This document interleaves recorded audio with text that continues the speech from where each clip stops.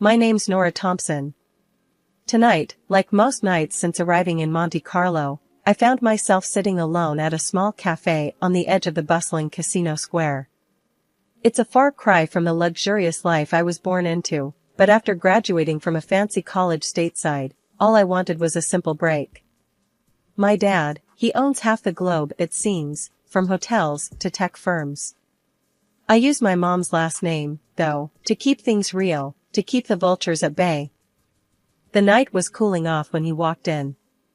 Daniel looked like he owned the place, or at least like he thought he did. Swaggering over with a confidence that I guess comes from wearing a suit that costs more than most people's rent, he pulled out the chair opposite me without asking. "Mind if I sit?" he finally said after already sitting down.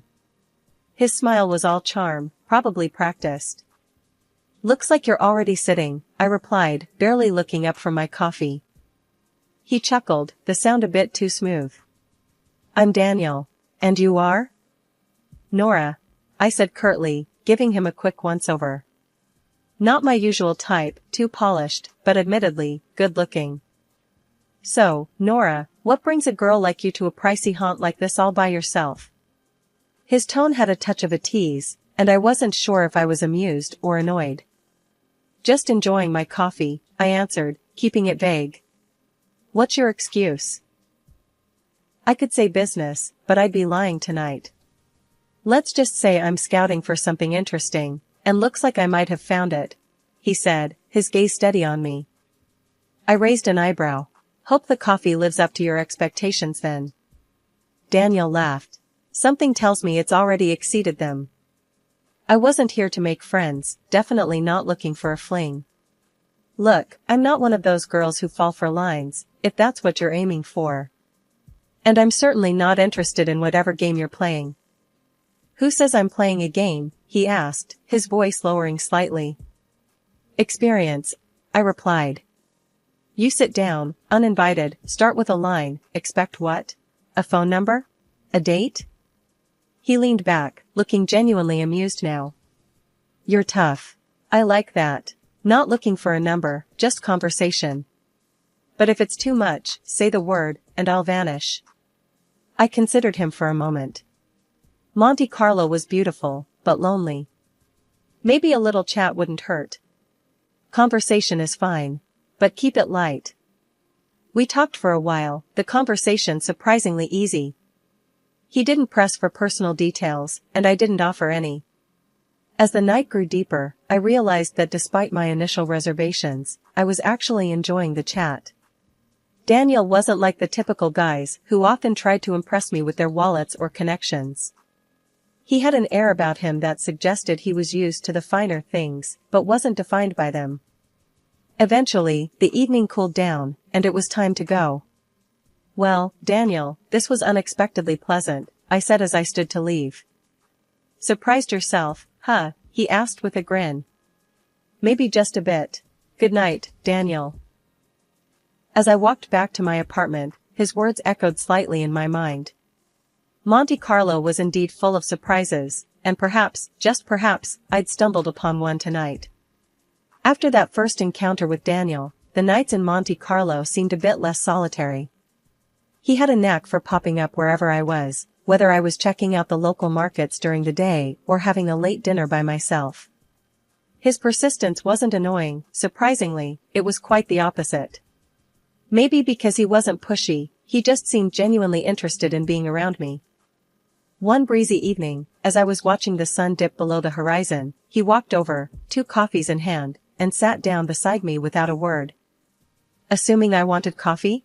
I teased, raising an eyebrow. He handed me a cup. "If I'm wrong, I'll drink both." "Good guess then," I said, accepting the coffee. We sat in silence for a bit, the sound of the waves filling the quiet moments. "You never told me what you do back in the States," Daniel finally broke the silence. "Didn't think it mattered," I shrugged. "I work. Right now, I'm just enjoying not working." "Fair enough," he chuckled.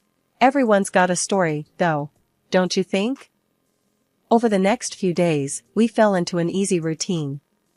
Daniel showed me parts of Monte Carlo I hadn't explored yet. We talked about everything and nothing, movies, books, our favorite foods. He loved to argue about the best James Bond actor, staunchly defending Daniel Craig, while I was all about the classics like Sean Connery. One day, as we were strolling along the beach, he stopped suddenly and looked at me seriously, a look I hadn't seen before. "Nora, I know I'm just some guy you met at a cafe, but these past weeks have been, I don't know, different. Better. Because of you." I stopped too, unsure how to respond. Feelings were not what I planned on dealing with here. "Daniel, I like hanging out with you, I do. But this is just a break for me. I'm not looking for complications." He nodded slowly, taking a deep breath. "I get it. No pressure. Just know that I'm here, okay? And I think you're pretty amazing." Days turned into weeks, and my time in Monte Carlo was drawing to a close. Daniel and I spent more and more time together, and what started as casual walks and talks turned into late-night dinners and early morning breakfasts. It was the last thing I expected, falling for someone under the Mediterranean stars. Then, one evening, he dropped a bombshell. "Come back with me, Nora.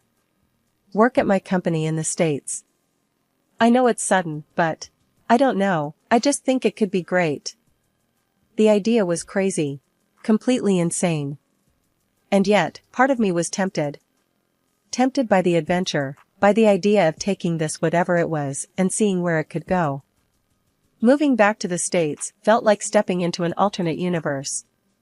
Daniel's offer wasn't just a job, it was an invitation into his life, and suddenly, I was living in an ordinary apartment in an ordinary part of town, playing the role of an ordinary girl who'd lucked out. My father, however, had different ideas about ordinary. He showed up unannounced one afternoon, just as I was unpacking my last box. His booming laugh filled my small living room as he stood in the doorway, towering and larger than life. "Nora. Hiding out in plain sight, huh?" He chuckled, giving me a big hug that almost crushed my ribs. "So, tell me about this decision. This guy must be something special for you to up and move like this." His tone was light, but I could tell he was probing, doing his fatherly duty, to sniff out any trouble. I sighed, sitting down on the couch. "His name's Daniel. He's different, Dad. He doesn't know about all this," I said, waving vaguely around, implying the wealth and the complicated strings that came with it. Dad sat down next to me, his expression serious now. "Nora, you know you can't keep that a secret forever. If he's going to be part of your life, he should know who you are." "I know, Dad. I want to be sure about him before I complicate things. Thanks for looking out for me, though." He ruffled my hair like he used to when I was a kid. "Always, kiddo. Just remember, if you need anything, I'm just a call away. And I've got eyes everywhere," he added with a wink. The next few weeks were a whirlwind of adjusting to my new job and new life.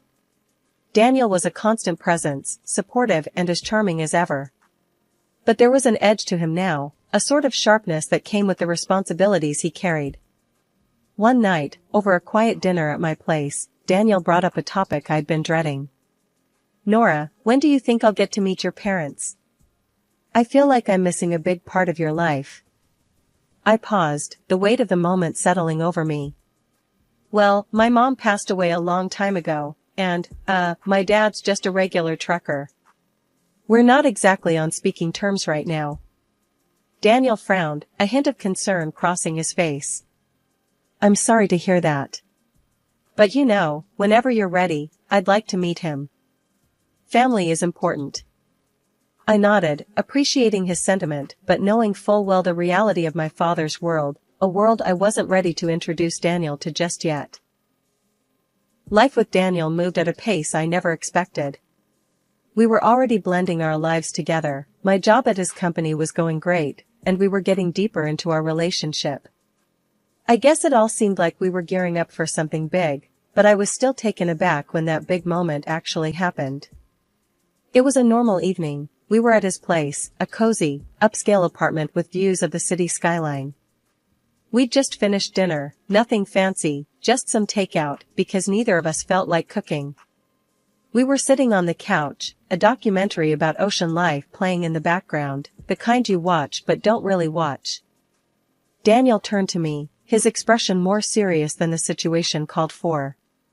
He took my hand, and suddenly, I felt my heart start to race. "Nora, I've been thinking about us, about everything we've been through and everything I want for us in the future." I nodded, my mouth suddenly dry. "Yeah? I love you, Nora. I love everything about you, and I don't want to imagine my life without you." He paused, and I could see him swallow hard, like he was nervous. "That made two of us. I want to be with you, always. Will you marry me?" Just like that. No getting down on one knee, no ring box being opened. It was straightforward, genuine, and so very Daniel. "Yes," I said, the word coming out in a rush, almost a relief. "Yes, I will." He grinned, that wide, infectious grin that had won me over from day one, and hugged me tight. We spent the rest of the evening talking about our future, what we wanted, where we saw ourselves. It was exciting and a bit daunting, but it felt right. The next challenge came when I told my dad. I expected him to be happy, but his response was lukewarm at best. "Nora, you know I want nothing but your happiness, but are you sure about this? It's all happening so fast," he said, his voice heavy with concern. "I'm sure, Dad. He's a great guy. You'll see." I tried to sound more confident than I felt. He sighed. "All right, but promise me you'll sign a prenup. Just to be safe." The word prenup didn't scare me, it was just another part of the modern marriage package, especially with someone who had as much to lose as I did, even if Daniel didn't know the full extent of it. "Of course, Dad. We'll handle it," I assured him. "That's good then. And Nora, I won't be at the wedding. I don't want to spoil your story about being a simple girl." Then came the introduction to Daniel's mother. Her reception was icy from the start. During dinner at their family home, she scrutinized me with a look that chilled the room. "Daniel, are you sure about this girl? She doesn't seem like a fit for our family," she remarked bluntly. Daniel tried to smooth things over, but his mother was relentless. "A prenuptial agreement is non-negotiable," she insisted. I agreed without hesitation, knowing it would ease some tension. "Absolutely, I wouldn't have it any other way," I said as we later formalized the terms with a lawyer present. Despite these hurdles, our wedding in the Maldives was breathtaking. Standing beside Daniel, with the ocean whispering behind us and the sand beneath our feet, I felt a surge of hope. It was just us, our love, and a future we were ready to shape together, despite the rocky start with family expectations. Married life started off better than I could have hoped. Daniel and I settled into our new house, a beautiful place with more space than we'd ever need. It was supposed to be the beginning of our perfect life together. I threw myself back into work, determined to prove that I was more than just the boss's wife. My role at the company had always been challenging, but now there was an added layer of expectations. I was not only managing projects, but was also part of key decision-making processes. Daniel seemed proud, at least initially. He would introduce me in meetings with a hint of pride in his voice. "This is Nora, my wife and our project lead." However, as the months rolled on and the projects under my lead turned successful, bringing in significant profits and boosting the company's profile, something in Daniel shifted. It was subtle at first. A comment here, a slight remark there. One evening, as we sat down for dinner, he brought it up. "Nora, you're doing great at work." "Too great, maybe." I looked up from my plate, puzzled. "What do you mean, too great? Isn't that good for the company?" "It is," he admitted, pushing his food around on his plate. "But, you know, the guys are starting to say it's turning into Nora's show over there." His words stung a little. "Isn't that a bit unfair? I thought you'd be happy that we're doing well." "I am happy, but it's a lot, you know? Everyone's always talking about you, about how you handle things. Makes me wonder where I stand." That conversation was the first of many. As the business grew, so did the strain between us. Daniel's once supportive demeanor was now tinged with resentment.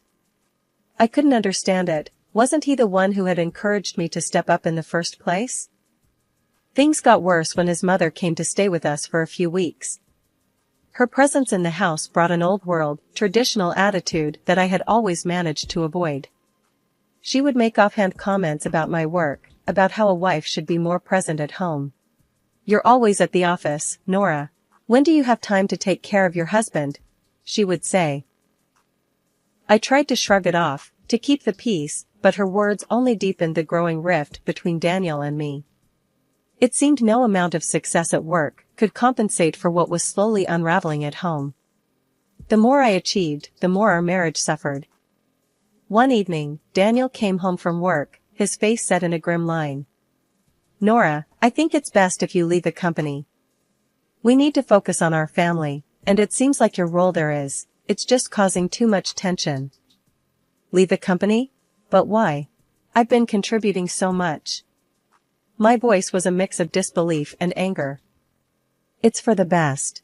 You can focus on the house, maybe start that garden you've always talked about?" His tone was dismissive, as if he was deciding on something trivial, not my career. The next day, I found out he had let go of all our house staff, housekeepers, cooks, gardeners.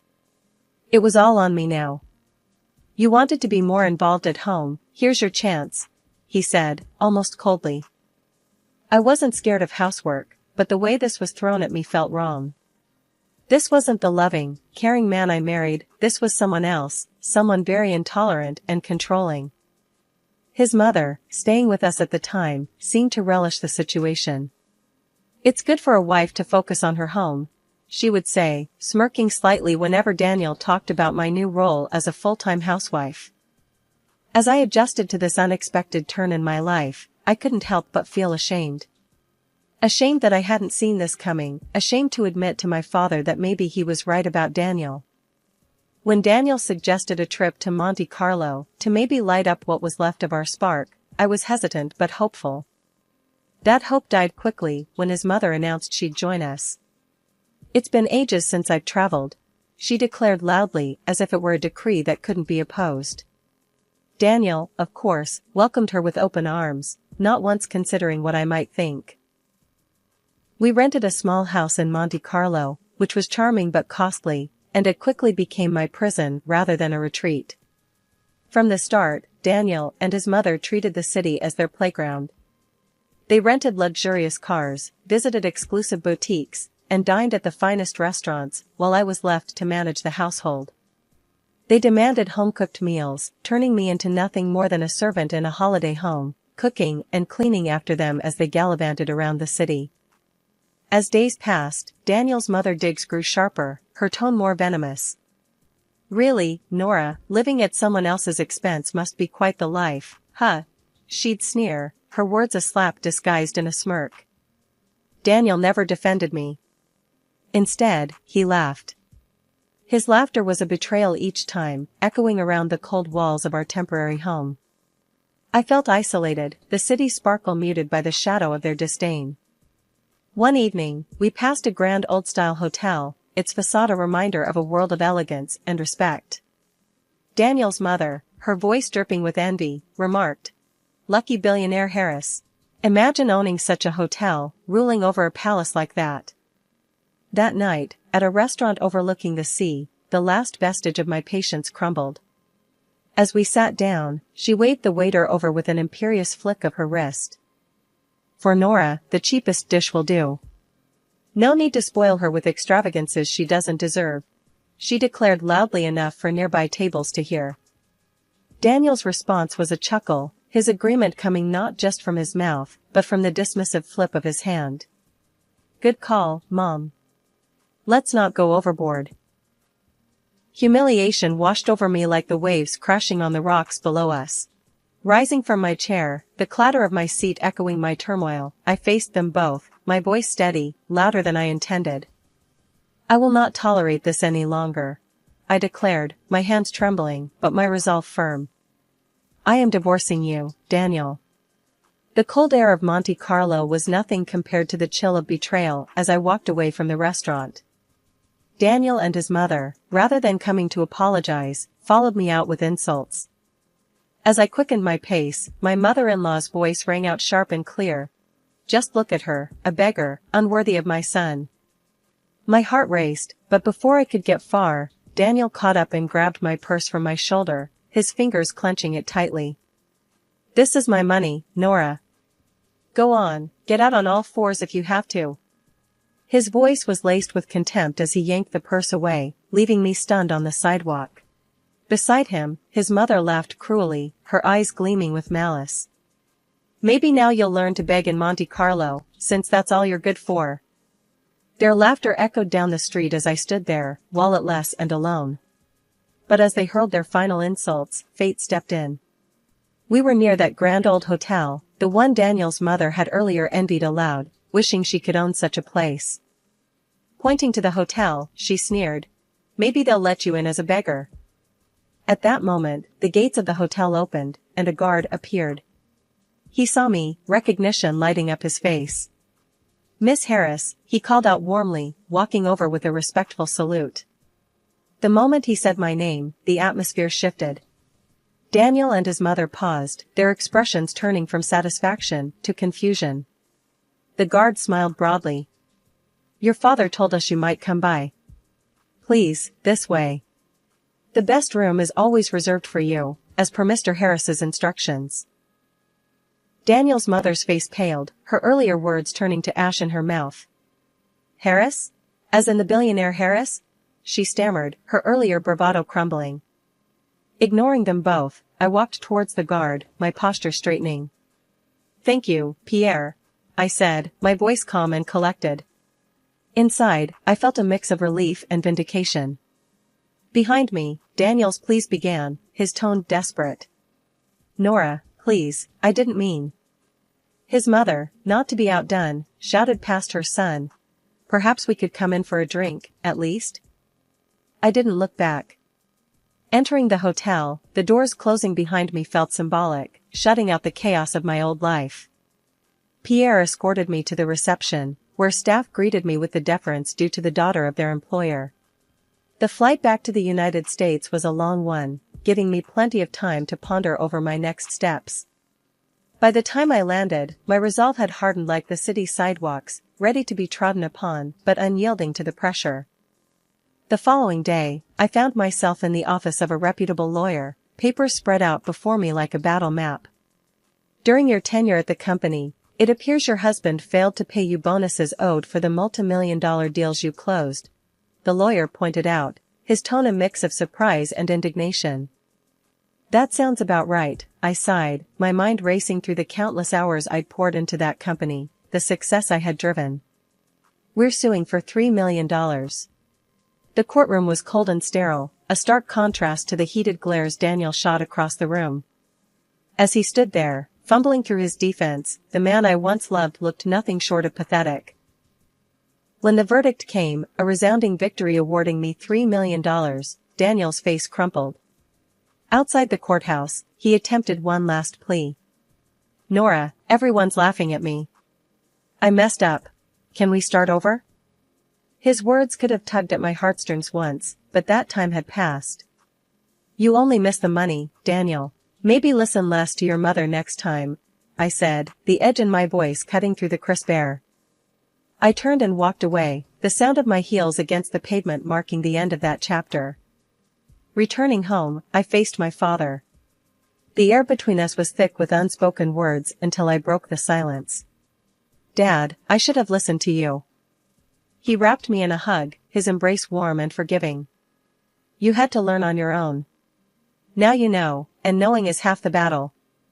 We talked late into the night, about life, mistakes, and new beginnings. His advice was a beacon as I navigated through my thoughts of the future. Inspired by our conversation, I began laying the groundwork for my next venture. My experience at Daniel's company had not only honed my skills, but ignited a passion for the industry I couldn't deny. I decided to open my own investment firm. With my expertise and the hefty settlement, I had the resources to start something meaningful, something mine. Weeks turned into months as I built my business from the ground up. The challenges were daunting, but every setback taught me a lesson, every success a confirmation that I was on the right path. Sitting in my new office, overlooking the bustling streets below, I realized how far I'd come. From a disillusioned wife in a loveless marriage to a competent business owner, the journey had been fraught with hurdles, but each one had made me stronger.